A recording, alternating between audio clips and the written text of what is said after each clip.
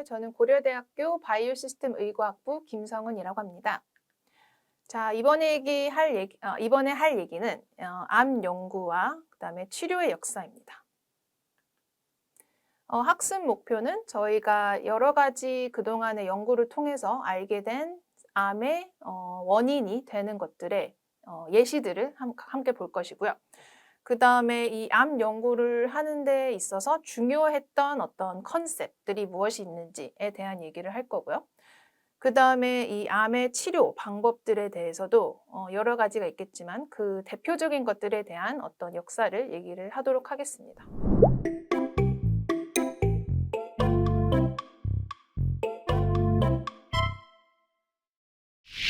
우선 이제 암의 역사를 이제 생각을 해보면요. 암은 아마도 인류가 진화하는 거와 함께 진화를 했을 확률이 매우 큽니다. 이 암에 저희가 가지고 있는 가장 오래된 그 근거는 이집트에 있는 미라들이 있는데 이 미라를 찍어보면은 CT를 찍어보면은요. 요 부분에 척추에 있는 부분에 이제 메타스테틱한 프로스테이트 캔서, 그래서 프로스테이트에서 온 어떤 전이가 된 암으로 보이는 그런 부분들이 있습니다. 그래서 추측하기로는 이때부터도 이미 이게 1600년대 BC에 있었던 미라인데 그때부터도 존재한 것이 암이라고 생각을 하고요. 그렇기 때문에 저희가 존재를 했던 그 역사 안에서 아마 암은 같이 저희와 함께 언제나 존재를 했을 것으로 예상이 되고 있습니다. 우선 이 명칭이 암이라고 하는 cancer, 영어로 cancer라고 부르는 이 명칭은요.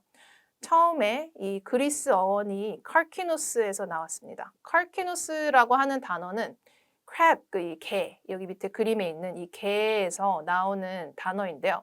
이거를 처음 말한 사람이 히포크라테스인데 이 사람이 이거를 이렇게 불렀던 이유는 이 암이 가지고 있는 조직이 상당히 모양이 이제 불규칙한 모양을 가지고 있고 그래서 개다리와 같은 모양을 가지고 있고 그 다음에 이 암 조직이 결국에는 보면은 형태를 봤을 때 혈관이 많이 생성되어 있는 모양을 가지고 있는데 결국에는 이 모양이 이 잡고 놓지 않는 그런 약간 개가 집게로 잡는 모양과 비슷하다라고 해서 그때부터 crab에서 이 칼키누스에서 어원이 온 cancer라는 단어를 쓰게 됐습니다. 그럼 이제부터는 이 암의 원인이 되는 것을 이제 발견했던 그 결과들에 대해서 얘기를 할 건데요. 여러 가지 결과들이 있지만 그 중에서 가장 대표적이고 좀 가장 큰 결과들을 얘기를 할 겁니다. 그래서 이거는 1775년도에 나온 결과이고요. 이때는 저희가 이제 기억하셔야 될 게 그때는 분자적인 어떤 저희가 그 지식도 없었고 어떤 뭐 유전자 이런 거에 대한 그 지식도 저희가 아직 아예 없었던 때입니다. 그래서 그걸 감안하시고 이때 이제 퍼시벌 팟이라는 사람이 이제 어떤 연구를 하다가 squamous cell carcinoma 이것도 그냥 정확하게 뭐 어떤 암인지 모르셔도 되고요. 어떤 암종을 이제 연구를 하다가 이게 chimney sweeps라고 하는 이제 그때 당시에는 굴뚝에 들어가서 그 굴뚝을 청소하는 사람들이 있었어요. 그래서 그 청소하는 사람들에서 유난히 이 chimney sweeps들에서 유난히 이 종류의 카르시노마가 많이 생긴다는 거를 이제 관계성을 입증했습니다. 그래서 그 이후에 더 연구를 통해서 결국에는 이 그 굴뚝에 있는 어떤 그을음 같은 것들이 화학적인 어떤 발암 물질로 작용을 해서 결국에는 그러한 환경에 많이 접하게 된 사람들이 이런 암을 발생시킬 확률이 크다라고 해서 결국에는 이런 chemical carcinogen, 화학적인 발암 물질이 암을 일으킬 수 있다라고 하는 원인을 처음 제공을 해주게 됩니다. 두 번째는 1886년도에 이때는 또 이제 힐라리오 드 구아니바라고 하는 사람이 이분은 이제 어떤 연구를 했었냐면은 어떤 레티노블라스토마라고 하는 암이 있습니다. 이거는 눈에 생기는 암입니다. 여기에 그림에 나오는 이제 눈에 생기는 암종이 있는데 이 암종을 연구를 하는데 결국에는 부모와 자식 간의 어떤 관계가 이어질 수가 있다는 것을 이제 알아내게 됩니다. 어떤 아빠가 있었는데 이 아빠가 어렸을 때 이 childhood retinoblastoma 라는 것을 앓게 되었었고요.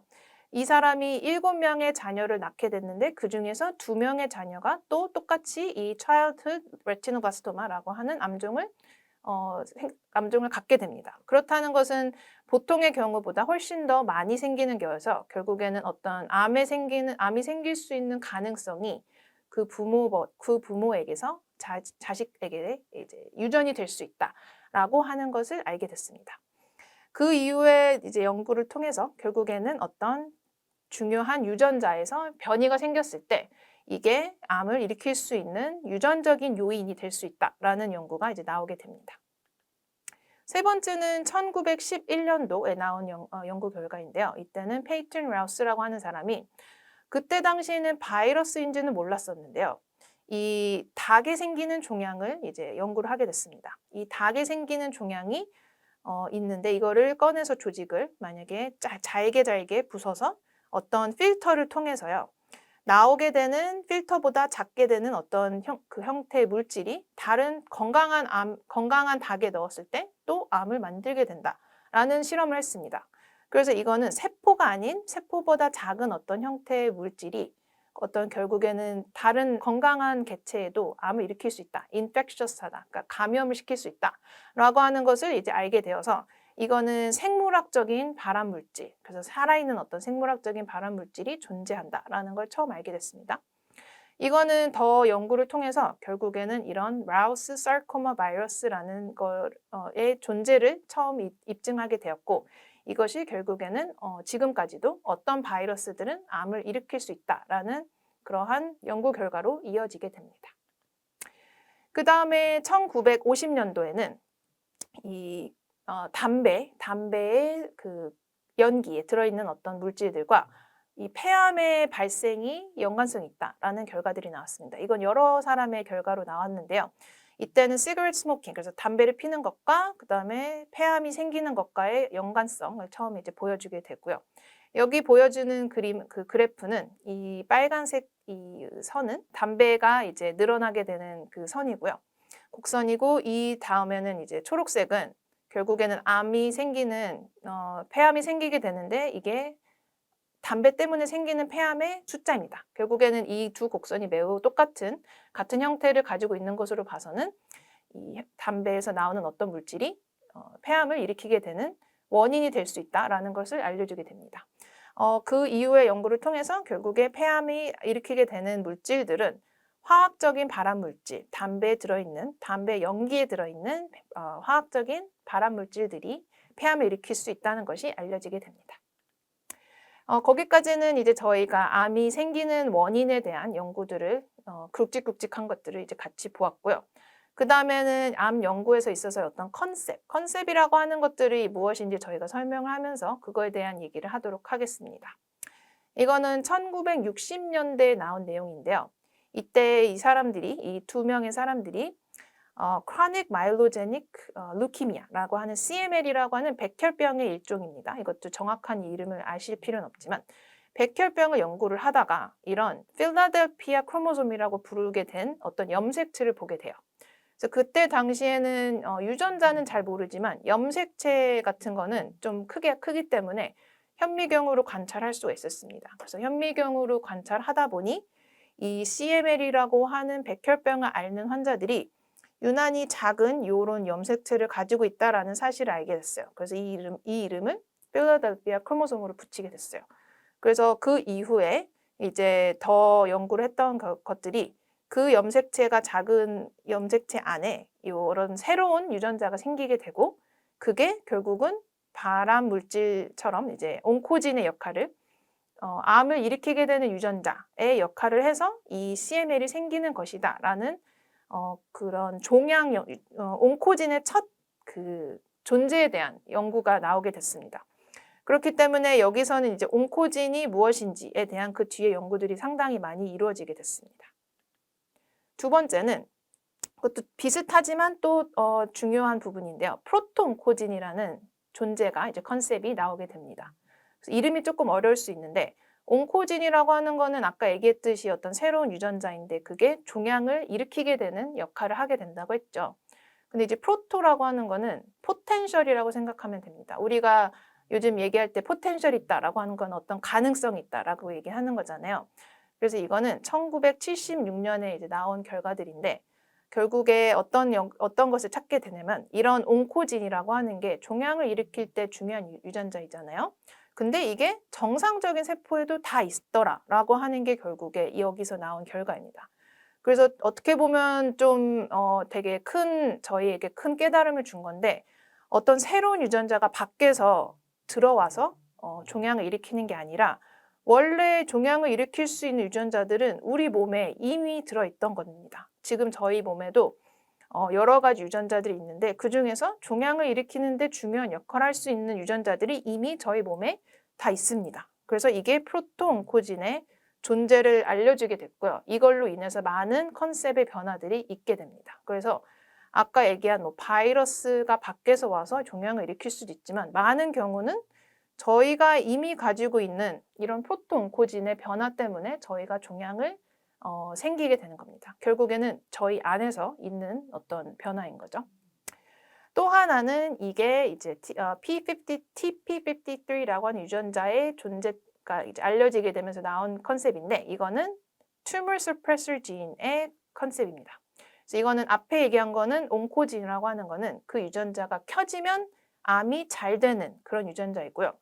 Tumor Suppressor Gene은 거꾸로입니다. 그 유전자가 꺼져야 암이 잘 되는 그런 유전자들도 존재합니다. 그래서 요 1979년에 그런 존재들이 처음 알려지게 된 거예요.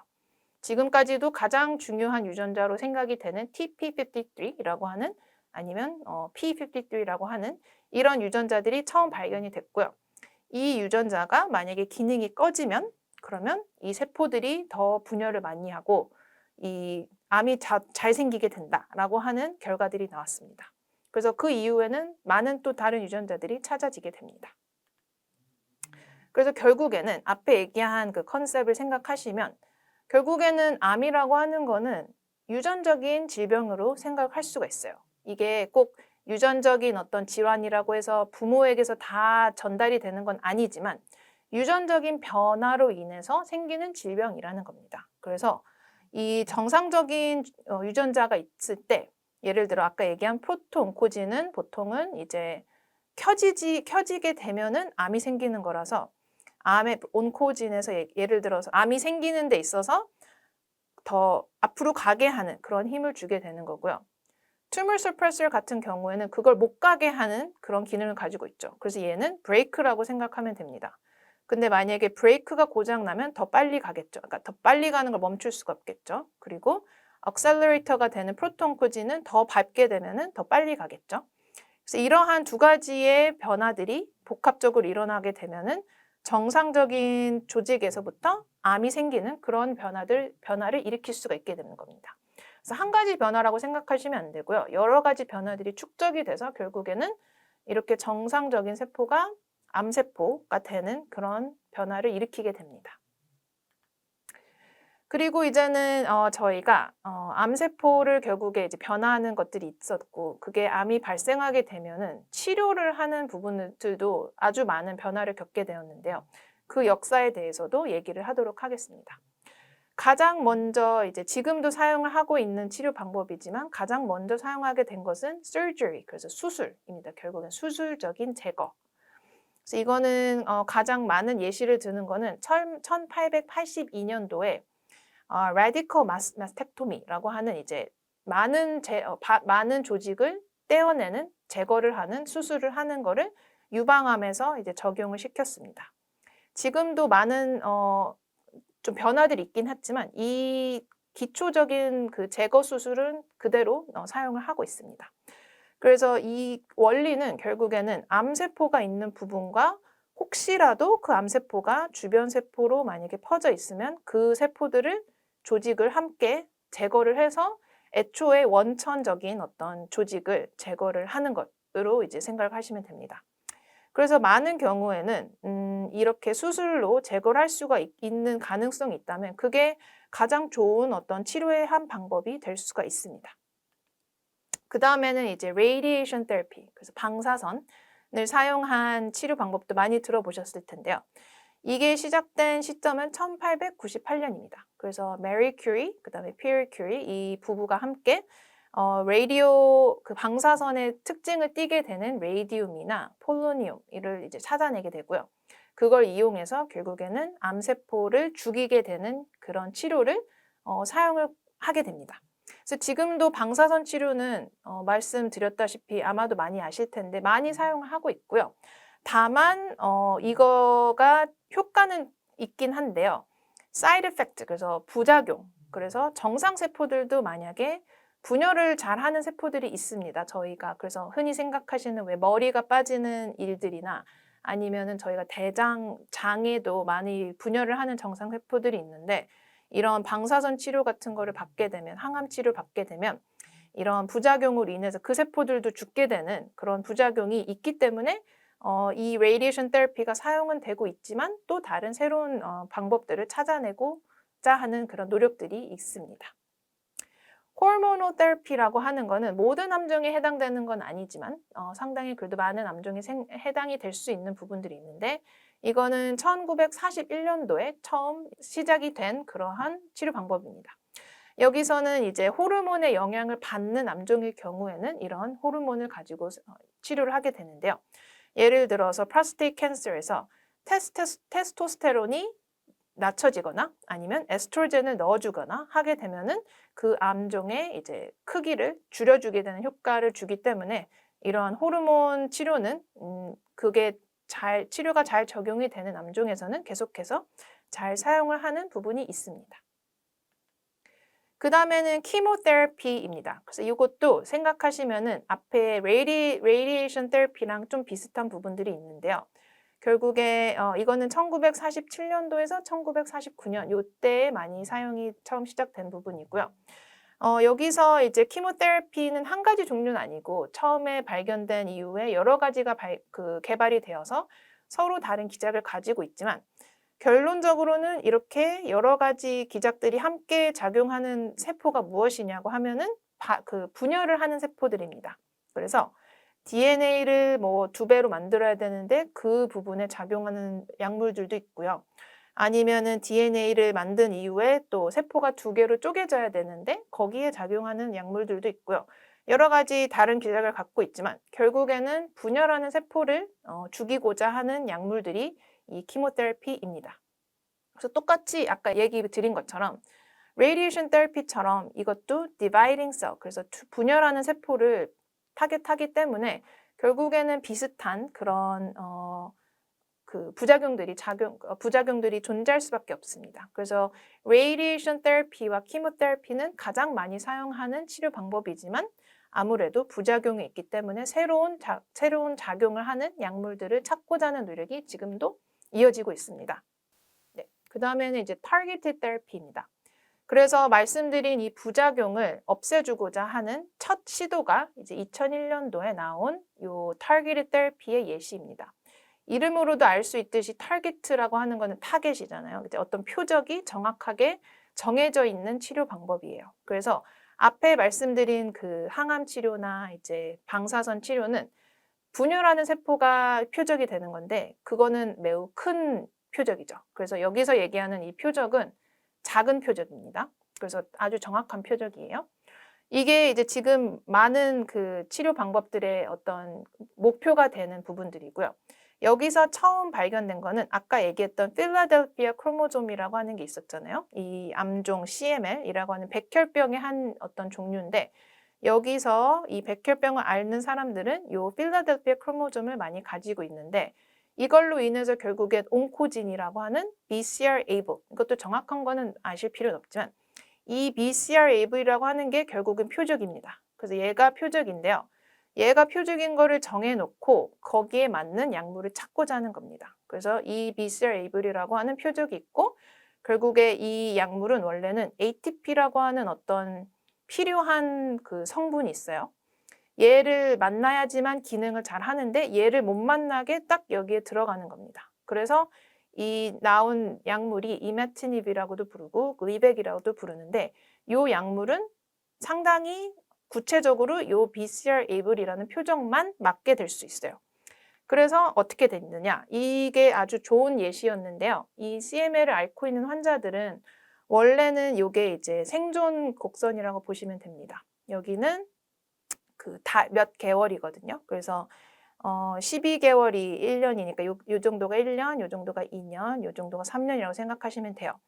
그래서 5년이면은 60개월인데 이분들은 이 CMA를 앓고 있었던 분들은 원래는 요 곡선 이렇게 내려오는 이 생존 곡선을 따라서 보시면은 5년 안에 거의 70%의 분들이 이제 돌아가셨던 그런 아주 무서운 질병이었던 거죠. 이 CML은. 근데 이 아까 얘기한 이메트닙 또는 글리베크 이런 약물들이 생긴 이후에는 이분들의 생존 곡선은 이게 내려가는 게 맞긴 하지만 이분들이 대부분이 이제 한 60대 이 정도 넘으신 분들이어서 암이 안 가지고 있는 사람들의 정상적인 생존 곡선이 이겁니다. 이 사람들과 이 CMA를 앓고 있지만 약물을 가지고 있는 사람들의 곡선이 똑같아집니다. 그렇다는 거는 이분들은 약물을 먹으면은 이 암을 걸리지 않은 사람과 똑같은 생존을 할 수 있는 사람들이 된 거예요. 그렇다는 것은 사실 이 암을 연구하시는 분들에게 있어서는 가장 큰 목표인 거죠. 그래서 지금 얘기했던 이게 앞으로 다시 한 번만 가면은 targeted therapy라고 하는 것은 지금 연구하시는 많은 분들의 목표가 되고 있는 겁니다. 이러한 정확한 표적을 정하고 그다음에 거기에 맞는 정확한 약물을 찾아서 그 환자들에게 그 약물을 먹게 되면은 마치 그 암이 없는 사람처럼 똑같이 살 수 있게 되는 그런 거를 이제 하고자 하는 게 이제 rational drug design. 그래서 이거는 이제 이성적으로 어떤 표적을 정하고 거기에 대한 약물을 찾자라고 하는 게 이제 지금 목표가 되고 있는 거라고 생각하시면 됩니다. 네, 또 하나는 여기 이뮤노테라피라고 하는 것들이 있습니다. 여기서 얘기한 이뮤노테라피 면역 치료제인데요. 아마도 뉴스를 통해서 많이 접하셨을 수도 있습니다. 그래서 이뮤노라고 하는 건 면역이고요. 이거는 테라피는 면역을 이용한 어떤 면역 치료제입니다. 이거는 2011년에 처음 개발이 된 부분이고요. 이것도 또 하나의 저희 암 연구하는 사람들에 있어서는 아주 큰 부분이라고 이제 생각이 되고 있어요. 여기서의 어떤 그 원리는 결국에 이 암세포가 있는데 암세포들이 자라면서 이 면역세포들이 원래는 암세포들을 공격할 수 있는 기능을 가지고 있어요. 그런데 암이 생기다 보면은 그 기능이 없어지게 됩니다. 그래서 그 기능을 뭔가 다시 키워주자. 그래서 면역세포들이 암세포를 공격할 수 있게끔 해주는 것들이 이뮤노테라피의 원리입니다. 그래서 이 이뮨 시스템, 면역 시스템의 많은 부분을 기능을 키워줄 수 있는데 그런 것들을 키워줘서 결국엔 암세포를 공격하자라고 하는 것들의 연구들이 아주 활발하게 진행이 되고 있고요. 이것도 앞에 얘기한 targeted therapy처럼 효과가 아주 좋을 것으로 지금 기대를 많이 하고 있습니다. 네, 이번 시간에 얘기한 부분이 암 연구와 치료의 역사 부분인데요. 저희가 얘기한 것들이 이제 암이 생길 수 있는 원인이 될 수 있는 것들에 대한 발견을 처음을 했었고요. 그 다음에 온코진과 프로토온코진 그리고 튜머 서프레서 진의 컨셉들을 발견했던 연구들에 대한 얘기를 했습니다. 또한 치료를 할 때 이제 수술로 인한 치료, 그 다음에 방사선으로 인한 치료, 그 다음에 호르몬을 이용한 치료, 그 다음에 키모테라피라고 하는 이 항암제를 이용한 치료, 그 다음에 마지막으로 제가 얘기했던 targeted therapy로 인한 을 이용한 치료, 그 다음에 이뮤노테라피, 면역 치료제에 관련된 얘기를 했습니다. 하나씩 정리를 해보면요. chemical and biological carcinogen이나 inheritance 얘기를 하면은 앞에서 보셨던 부분들이 이 치미니 수트, 그래서 결국에는 환경적인 어떤 그을음에 인해서 결국에는 화학적인 발암물질로 인한 암이 생길 수 있다는 점을 얘기했었고요. 그 다음에 부모에게서 유전이 될 수 있는 부분, 그래서 레티노블라스토마라고 하는 암종이 아버지에게서 자녀에게로 전달이 될 수 있다는 점에 대한 유전적인 요인에 대한 얘기를 했었고요. 그 다음에 바이러스 인펙션, 그래서 이거는 닭을 이용했던 거였는데 이 바이러스에 감염이 되면은 그게 바이올로지컬한 카르시노젠, 생물학적인 발암물질로 작용을 해서 결국엔 암을 일으키는 요인이 될 수 있다는 점을 얘기했었고, 그 다음에는 화학적으로 그 담배에서 나오는 연기가 화학적인 어떤 발암 물질로 작용을 해서 폐암을 일으키는 요인이 될 수가 있다는 점을 얘기를 했습니다. 또한 저희가 컨셉에 대해서 얘기를 했을 때 이거는 이제 온코진과 프로토온코진, 그다음에 투머 서프레서진 얘기를 했었는데요. 여기서는 CML이라고 하는 암종에서 이 온코진의 역할을 하는 어떤 유전자, 이 BCR-ABL이라고 하는 이 염색체가 있는 유전자가 온코진의 역할을 할 수가 있다라는 컨셉이 처음 발견이 됐었던 거고, 프로토온코진 부분이 제가 좀 강조했던 부분이고 이게 좀 컨셉적으로 큰 부분이었는데, 결국에는 이런 온코진이 바깥에서 오는 것이 아니고 저희 몸에 언제나 존재하고 있는 유전자이다라는 것이 이제 프로토온코진의 개념입니다. 그 컨셉이 상당히 많은 저희 생각을 바꿔준 부분이라고 얘기를 했었던 거고요. 그 다음에 이 P53라고 하는 유전자가 예시가 되는 tumor suppressor gene의 존재가 있다는 것. 그래서 온코진과는 반대의 기능을 하는, 온코진처럼 켜지게 되면 암을 만드는 것이 아니라 꺼지게 되면 암을 만드는 데 도움이 되는 그러한 유전자들이 있다라는 컨셉을 배우게 됐습니다.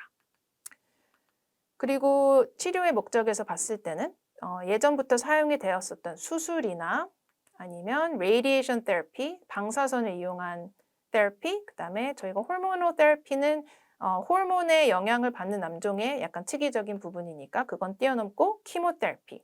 그래서 chemotherapy 같은 것들이나 여기 radiation therapy 같은 경우에는 둘 다 말씀드렸다시피 분열하는 세포에 이제 특이적으로 반응을 해서 암을 줄여주는 효과는 있지만 결국에는 부작용이 있다는 거.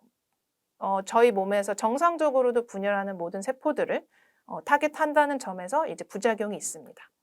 그렇기 때문에 저희가 지금 하는 연구들에서는 targeted therapy, 그래서 표적을 좀 더 정확하게 정해서 여기에 같은 경우에는 BCR-ABL을 정해서 거기에 맞는 표적을, 거기에 맞는 저해제를 찾았다는 것, 그러한 targeted therapy를 찾던지 아니면 이뮤노테라피를 말씀드린 거는 이제 암세포가 면역세포에게 공격을 당하지 못하도록 하는 그런 기작들이 있는데 그런 거를 막아서 결국엔 면역세포를 통해서 암세포를 죽이게 되는 그런 면역 치료제를 개발하고자 하는 것이 지금의 연구 목표들이 된다는 것을 이제 말씀드립니다. 이것으로 저희가 오늘 암 연구와 치료의 역사에 관련돼서 했던 내용들입니다. 네, 들어주셔서 감사합니다.